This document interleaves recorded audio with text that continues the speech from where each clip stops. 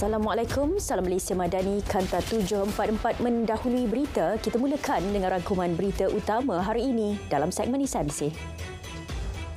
Tiada sekatan terhadap mahasiswa yang sedang jalani peperiksaan akhir untuk pulang mengundi bagi PRU DUN 12 Ogos depan.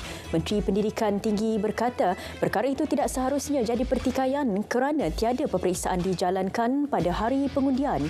Setakat ini hanya dua universiti yang masih belum tamat peperiksaan iaitu UiTM dan UUM. Kerajaan negeri disaran memanfaatkan kepakaran universiti untuk pembangunan negeri. Menteri Pendidikan Tinggi berkata, kewujudan universiti akan beri lebih impak jika disambut oleh dasar-dasar baik tempatan. Justru kerajaan negeri perlu punyai kefahaman serta wujudkan sinergi berstrategik bersama universiti bagi mengatasi masalah yang dihadapi. Laluan di kilometer 66.1 Lebuhraya KL Karak dibuka semula selepas ditutup akibat mendapan tanah. Menteri Kerja Raya berkata, kerja-kerja perbaikan jalan di kawasan terlibat selesai. Kejadian tanah mendap itu berlaku disebabkan pembinaan terowong ECRL. Kerja-kerja pembinaan Lebuhraya Pesisiran Pantai Barat WCE siap 88%. Menteri Kerja Raya berkata jajaran sepanjang 233 km yang menghubungkan Banting Selangor ke Taiping Perak itu dijangka siap sepenuhnya menjelang 2025. Sementara itu, projek di Seksyen 6 WCE bermula dari persimpangan bertingkat Kapar ke persimpangan bertingkat di Asam Jawa boleh digunakan sepenuhnya Oktober depan. QPEX jangka ada berita baik kepada penjawat awam oleh Perdana Menteri pada 8 Ogos ini. Presidennya berkata kerajaan telah beri komitmen tinggi bagi menambah baik kebajikan penjawat awam termasuk sistem saraan Malaysia. Antara dijangka akan diumum melibatkan imbuhan tetap penjawat awam.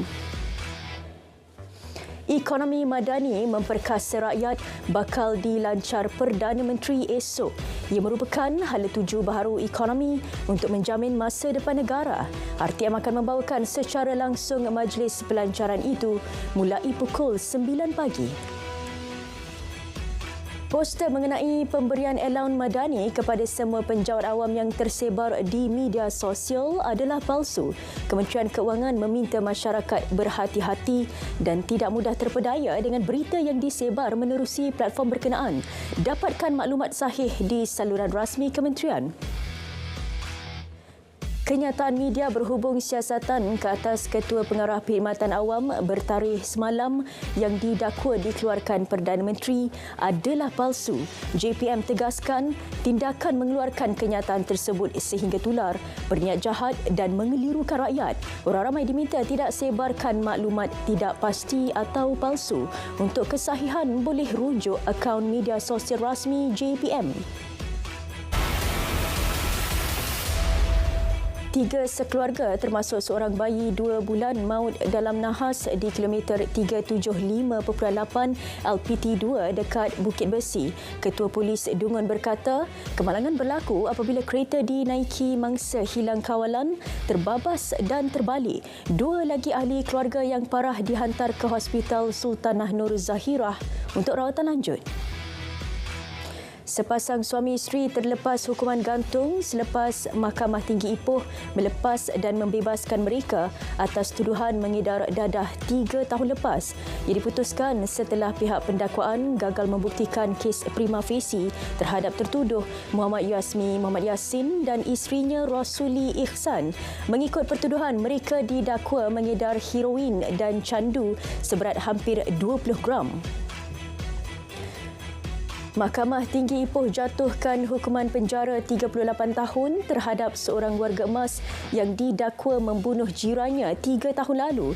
Tertuduh Muhammad Syahrudin 68 tahun diperintah jalani hukuman penjara dari tarikh tangkapan iaitu 4 Mei 2020. Tiada hukuman rontan dikenakan kerana tertuduh melebihi 50 tahun.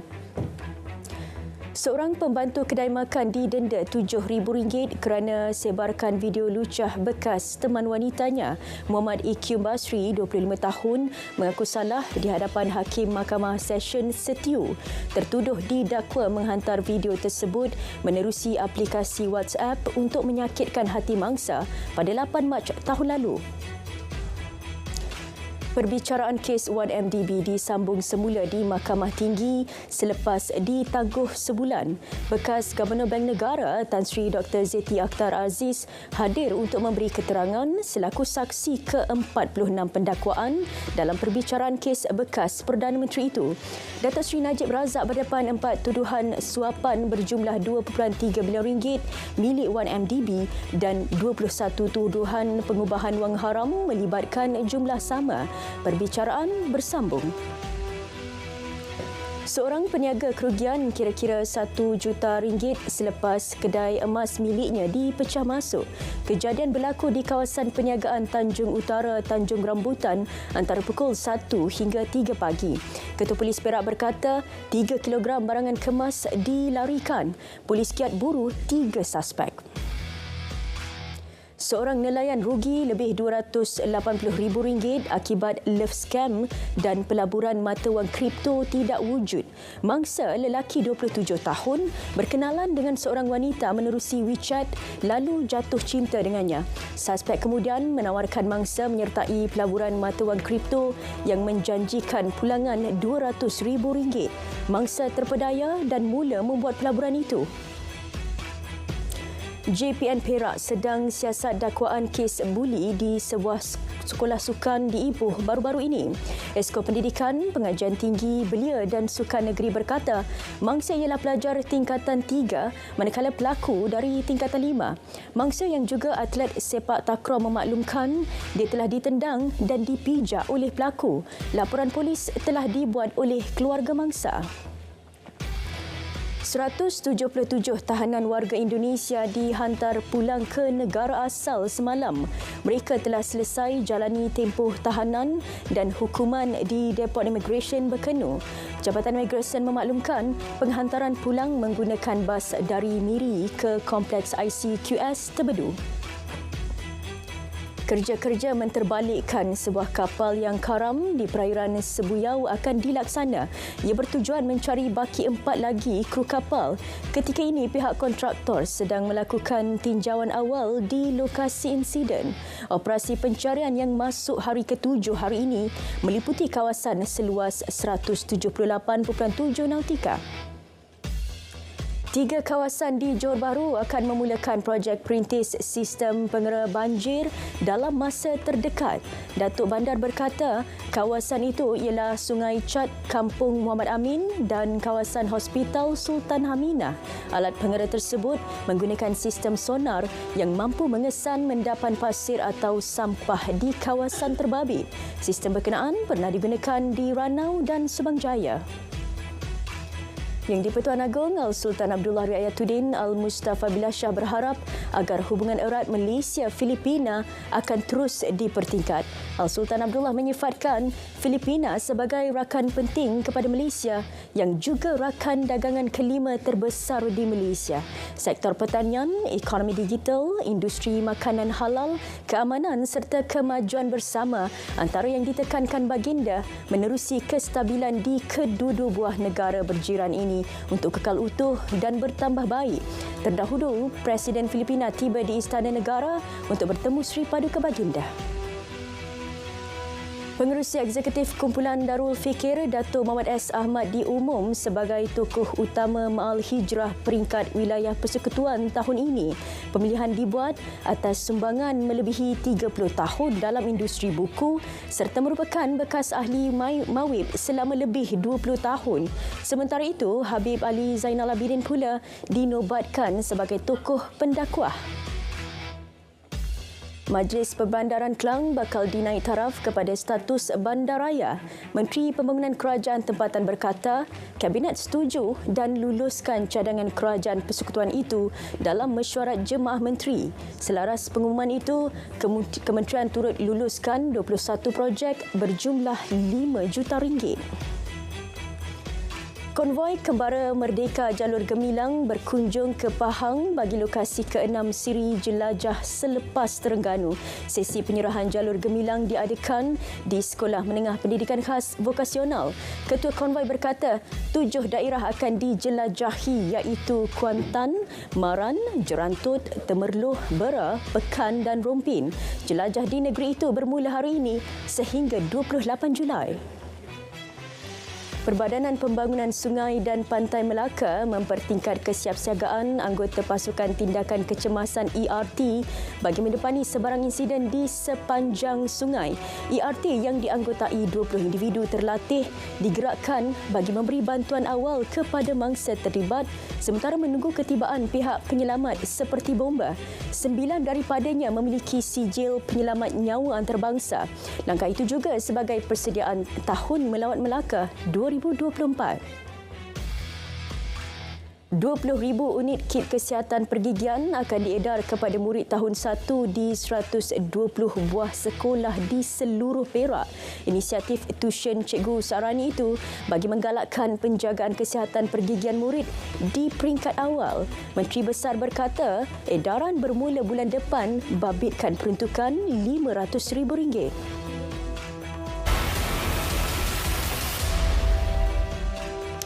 Malaysia dan Filipina perlu ambil langkah lebih efektif promosikan industri halal ke pasaran Asia Barat. Perdana Menteri berkata, kedua-dua negara memiliki potensi dalam industri berkenaan. Antara yang perlu diberi perhatian ialah aspek pensijilan halal. Institut Automotif, Robotik dan IoT Malaysia MARI mahu bekerjasama dengan Tesla dan pihak berkepentingan industri berkenaan.